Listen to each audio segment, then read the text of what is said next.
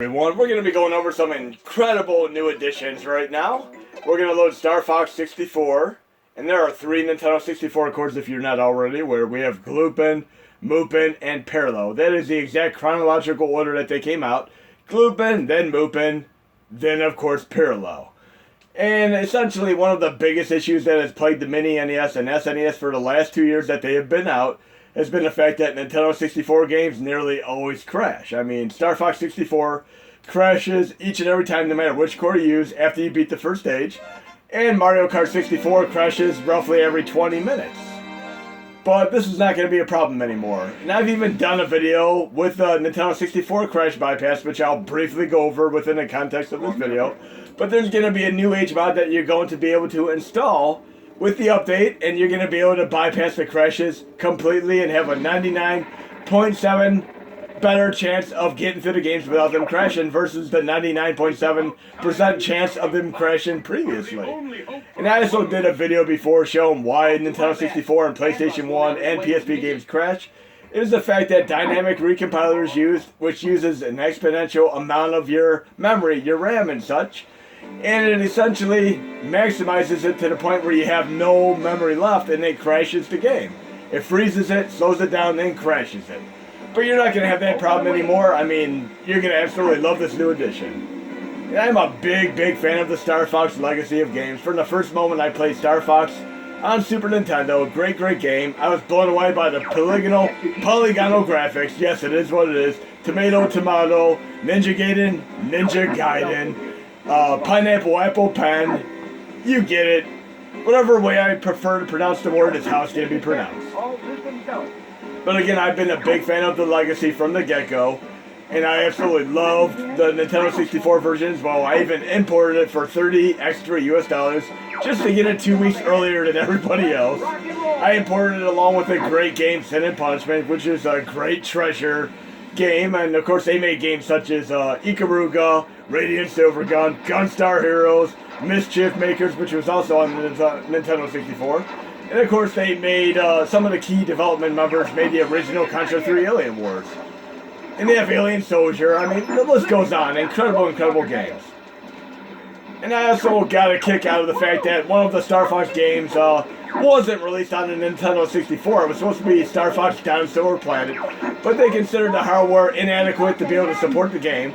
So they moved on to getting it made essentially on the GameCube, and they had Namco help out. It is not abnormal for Nintendo to enlist the aid of other companies to help make games. They helped out with the Star Fox on the GameCube, which is a great hybrid of on-ground run and gun levels as well as flying levels just like this. Really cool stuff.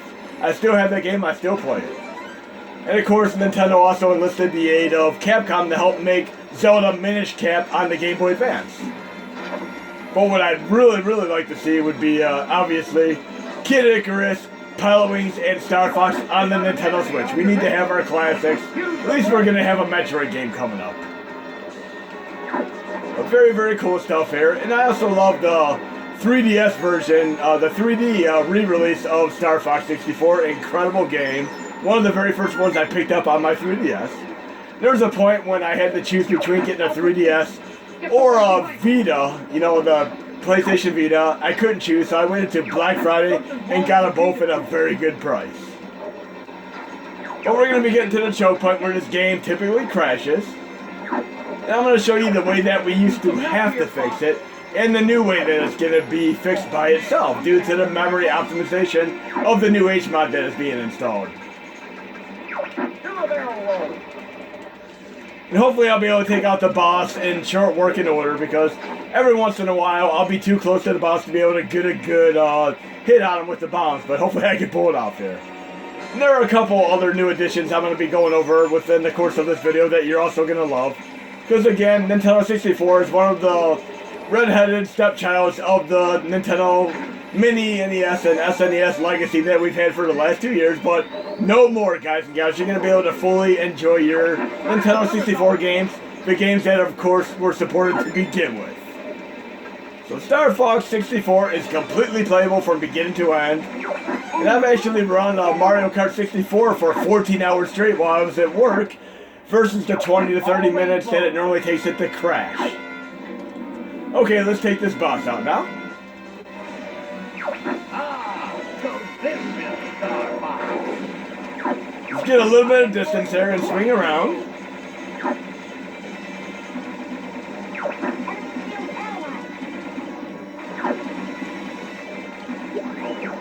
Those who cross Anvok will die.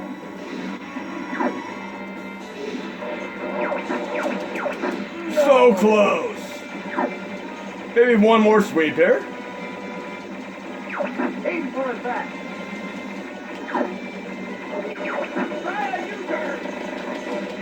Oh wow, I'm feeling so miserably at this first boss battle here. Enjoy it, guys and gals. Let's try this one more time. You annoying little fly.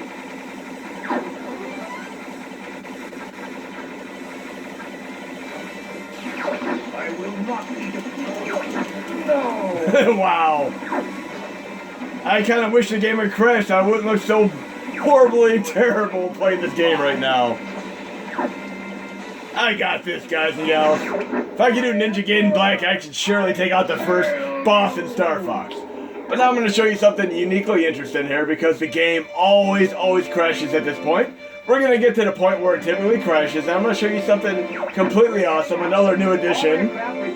You're going to have to obviously install the new cores in order to be able to partake in this newest edition here. And I always love the timing of the music and the way the ships take off here. Very cool stuff here. So many different things that you don't really notice until you play the game again after a while. Right here, let's listen to the music and watch how the ships take off in perfect harmony here. Very cool. Reminds me of playing the game Rez on Xbox 360. But right here's where it always crashes.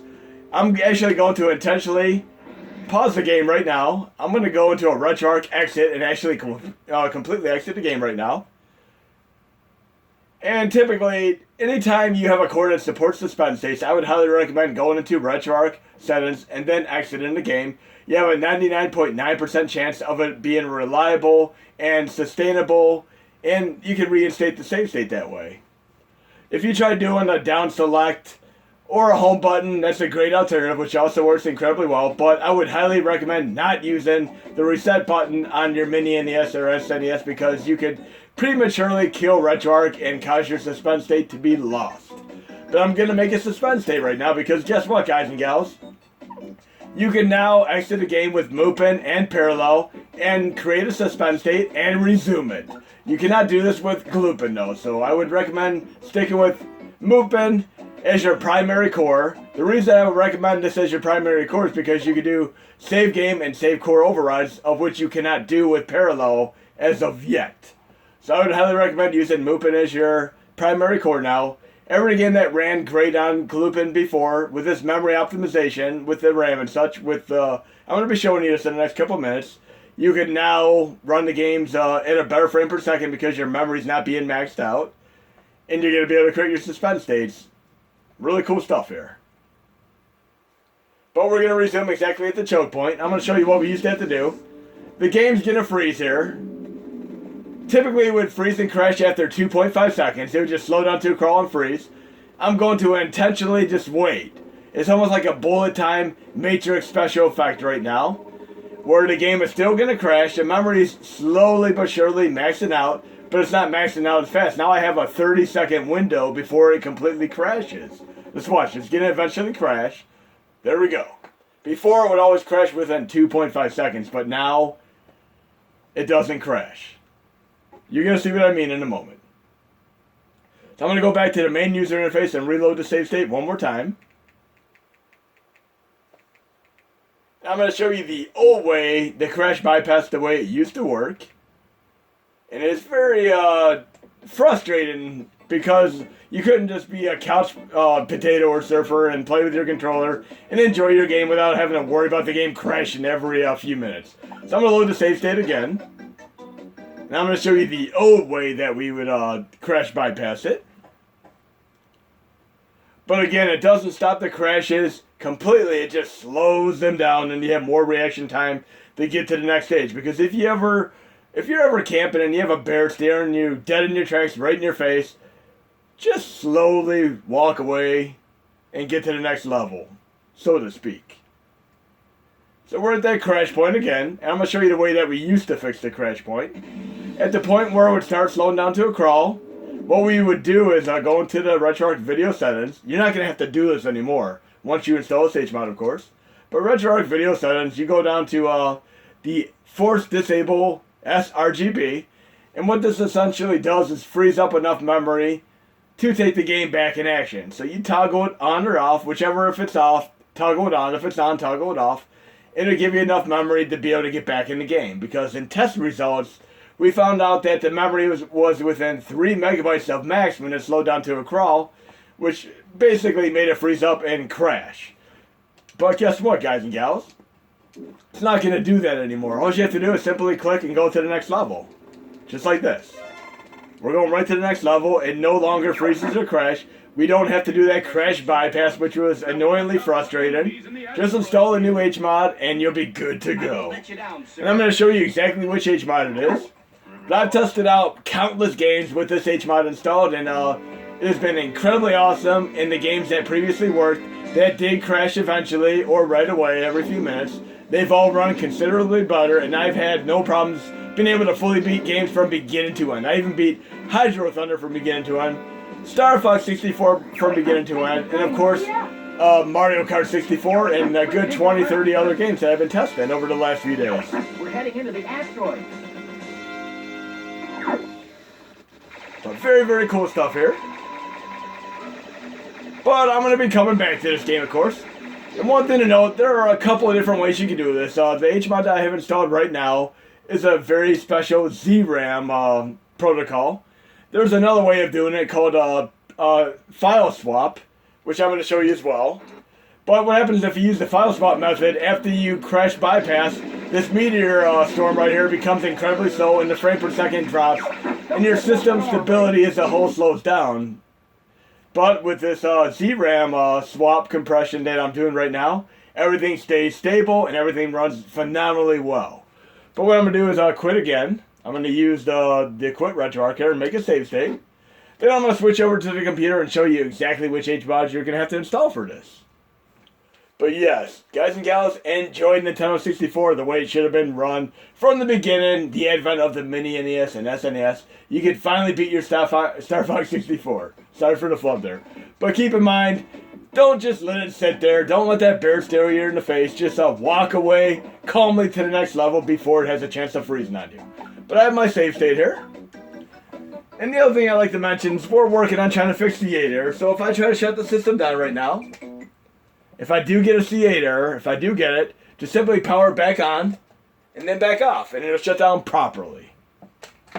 No harm, no foul. But I'm going to switch over to the computer and show you which HMod you're going to need for this update.